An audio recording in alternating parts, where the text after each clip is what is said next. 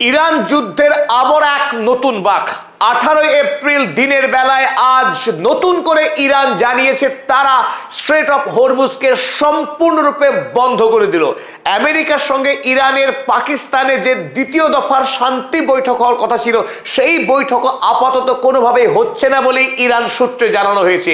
Donald Trump গতকাল থেকে যেভাবে নিজেদের অবস্থানকে পাল্টে একাধিক একদিনে 8টি টুইট করেছে, যে টুইটের একটি লক্ষ্য ছিল আমেরিকা যুক্তরাষ্ট্র ইরানের সঙ্গে যুদ্ধে বিজয়ী হয়েছে, সুতরাং ইরানকে তার চূড়ান্ত মাসুল দিতে হবে। ইরানে মার্কিন সৈন্য ঢুকে সেখানকার ইউরেনিয়াম ডাস্ট সংগ্রহ করবে, হরমুজ প্রণালীকে আন্তর্জাতিক জাহাজ চলাচলের জন্য উন্মুক্ত করে দিচ্ছে আমেরিকা যুক্তরাষ্ট্র, ইত্যাদি ইত্যাদি একাধিক দাবি করেছিল ডোনাল্ড ট্রাম্প। এবং ইরানের সঙ্গে শান্তি বৈঠকের লেবাননের যুদ্ধবিরতির কোনো রকম সম্পর্ক নেই, এ কথাও জানিয়েছিল ডোনাল্ড ট্রাম্প তার সেই টুইটে। ফলে ইরান ডোনাল্ড ট্রাম্পের এই অবস্থানের জন্য যার পরনায় ক্ষিপ্ত। আমেরিকা যুক্তরাষ্ট্রের এই সীমাহীন অধ্যত্ব, দ্বিচারিতা এবং কপটতাকে ইরানের পক্ষে মেনে নেওয়া হচ্ছে না। Enough is enough. আব্বাস আরাগচিদের পক্ষ থেকে সোজা জানিয়ে দেওয়া হয়েছে ডোনাল্ড ট্রাম্পের ওই হুমকিতে ইরান ভয় পায় না, তারা আমেরিকার দেয়া চাপের কাছে কোনোভাবেই নতি স্বীকার করবে না। সুতরাং এই মুহূর্তে স্ট্রেইট কাট ইরান জানিয়েছে হরমুজ প্রণালীকে তারা বন্ধ করে দিল এবং আমেরিকার সঙ্গে তারা কোনো রকম আলোচনায় যাবে না, সে কথাও জানিয়ে দিয়েছে। গতকাল ইরানের পক্ষে স্ট্রেট অফ হরমুজ খুলে দেওয়ার ঘোষণা করা হয়েছিল, কারণ আমেরিকা যুক্তরাষ্ট্র সম্মত হয়েছিল তার নৌ অবরোধ তুলে নিতে।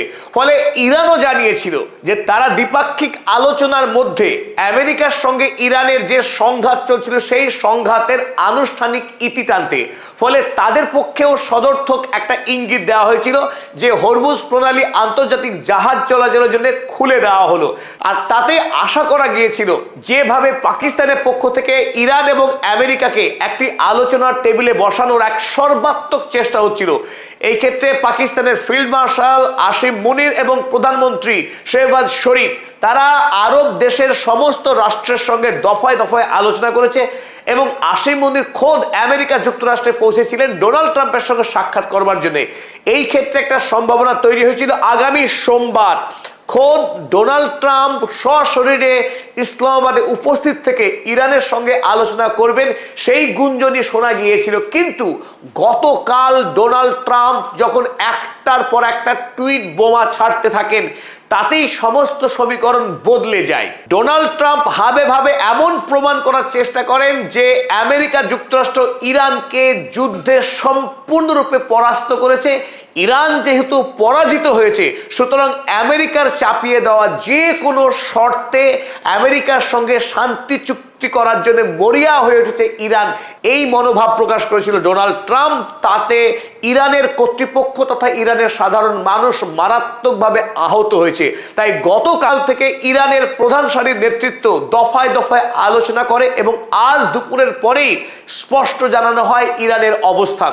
তারা নতুন করে আবারও হরমুজ প্রণালীকে সম্পূর্ণরূপে বন্ধ করে দিয়ে আমেরিকাকে চ্যালেঞ্জ ছুড়ে দিয়েছে। এই মুহূর্তে পশ্চিমী দুনিয়ার প্রায় সমস্ত খবরের কাগজের হেডলাইন হয়েছে ইরানের এই নতুন অবস্থান।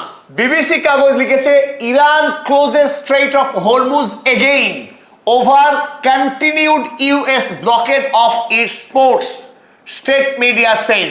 ইরানের সংবাদপত্র জানিয়েছে আমেরিকা যেহেতু তাদের ইরানের বিরুদ্ধে যে নৌ অবরোধ চালাচ্ছিল সেই অবরোধ যেহেতু প্রত্যাহার করছে না, সুতরাং ইরানও স্ট্রেট অফ হরমুজের অবরোধ তুলবে না। স্ট্রেট অফ হরমুজকে এই মুহূর্তে সম্পূর্ণরূপে বন্ধ করে দিয়েছে ইরান। তাতে আমেরিকার যদি শক্তি থাকে তারা হরমুজ প্রণালীকে উন্মুক্ত করবে তো করুক, একথা খোলামেলা জানিয়েছে ইরানের কর্তৃপক্ষ।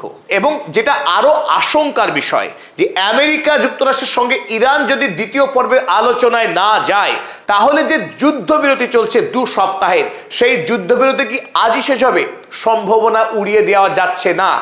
আমেরিকার সঙ্গে ইরানের আবারও যুদ্ধ বেঁধে দিতে পারে যে কোনো সময়ে।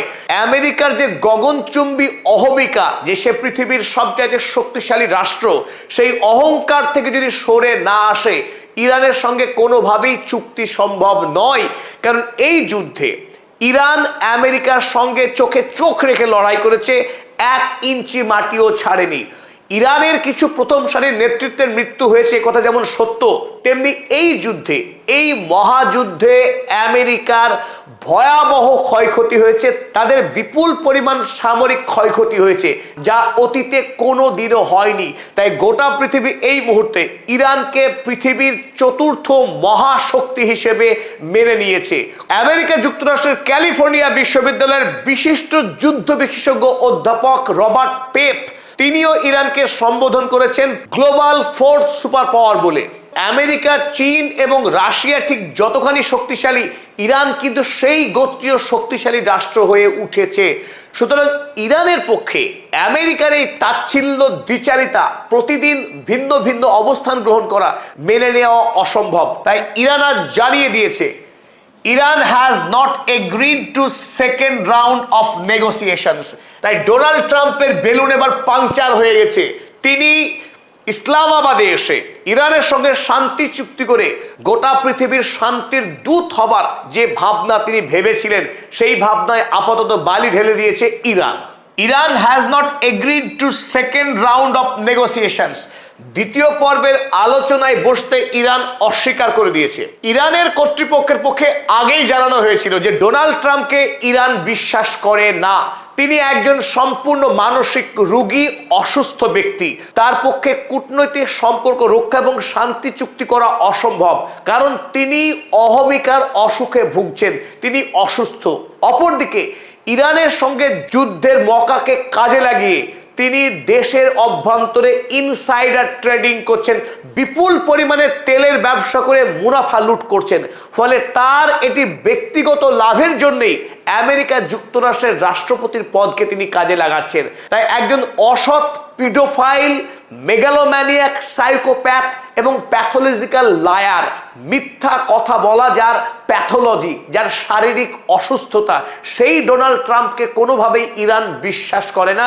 তার এই ব্যক্তিত্বের অসুস্থতার কারণেই ইরানের সঙ্গে আলোচনা যে কোনো সময় ভেস্তে যেতে পারে বলে ইরান আগেই সতর্ক করে রেখেছিল, এবং হলো ঠিক তাই। এবং আজ অর্থাৎ 18ই এপ্রিল ইরানের সামরিক মুখপাত্র ইব্রাহিম জলফাঘারি তিনি সাংবাদিক সম্মেলন করে জানিয়ে দিয়েছেন যে স্ট্রেট অফ হরমুজকে পুনরায় বন্ধ করা হলো, যতদিন না পর্যন্ত আমেরিকা যুক্তরাষ্ট্র ইরানের বন্দরগুলোকে উন্মুক্ত করে দিচ্ছে এবং ওমান উপসাগরে তার যে নৌ অবরোধ, সেই অবরোধকে তুলছে, ততদিন স্ট্রেট অফ হরমুজ বন্ধ থাকবে। ডোনাল্ড ট্রাম্প কি কি দাবি করেছিল সেটা কিন্তু জেনে নেওয়া খুব দরকার।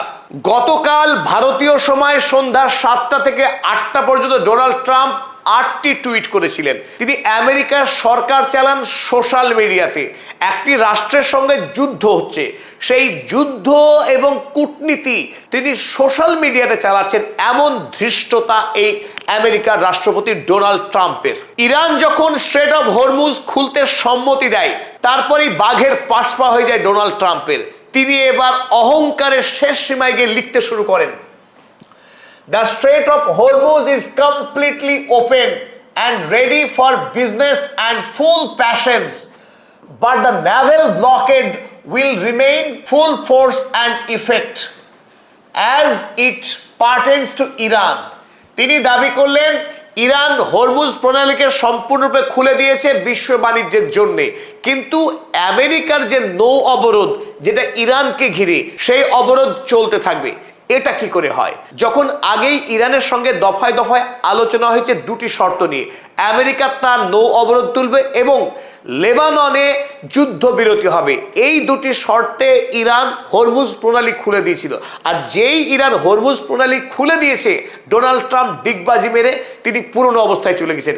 এক, নৌ অবরোধ তিনি তুলবেন না। দ্বিতীয়ত, লেবাননের যুদ্ধবিরতির সঙ্গে ইরানের যুদ্ধবিরতির কোনো সম্পর্ক নেই তিনি জানালেন। শুধু এখানেই থেমে না থেকে তিনি আরো এক ধাপ এগিয়ে তিনি বললেন, the USA will get all nuclear dust created by our great B-2 bombers।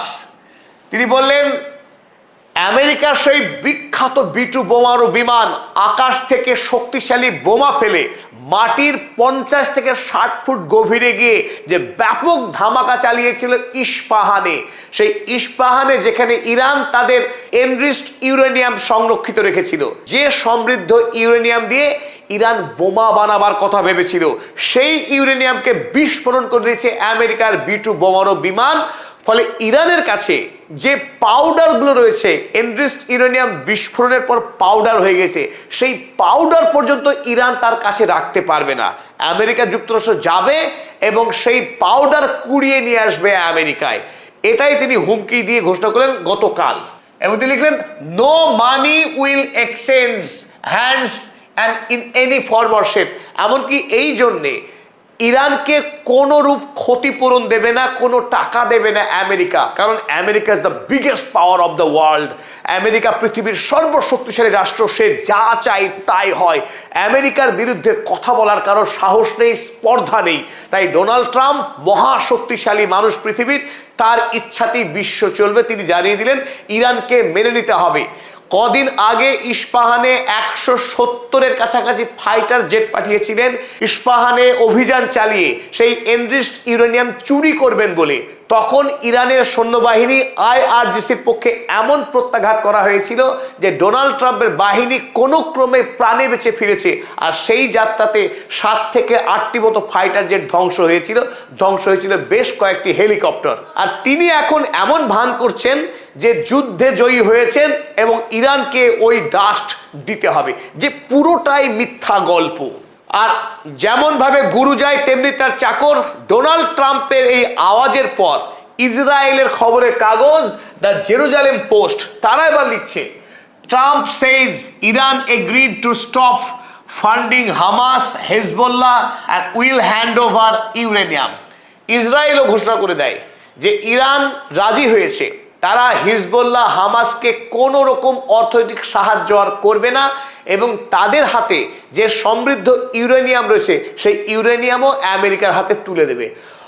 এটা সম্পূর্ণ অবাস্তব কথা, কারণ ইরানের সঙ্গে আমেরিকার ডোনাল্ড ট্রাম্পের এহেন কোনো কথাই হয়নি, আলোচনাই হয়নি। সম্পূর্ণ কল্পনাপ্রসূত ভিত্তিহীন মিথ্যা কথা বলেছেন ডোনাল্ড ট্রাম্প।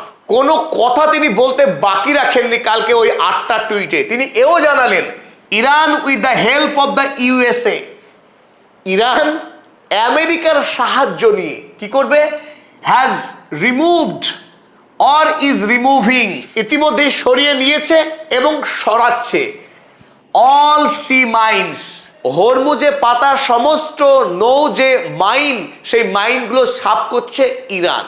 একজন মিথ্যুক কত দূর যেতে পারে তাই ডোনাল্ড ট্রাম্পকে দেখলে কিঞ্চিত আন্দাজ করা যেতে পারে। এতগুলি মিথ্যা টুইট করবার পর ইরানের পক্ষে কোনোভাবেই এই দানবের সঙ্গে আলোচনার টেবিলে বসতে যাওয়া ধৃষ্টতা হবে বলে মনে করা হয়েছে।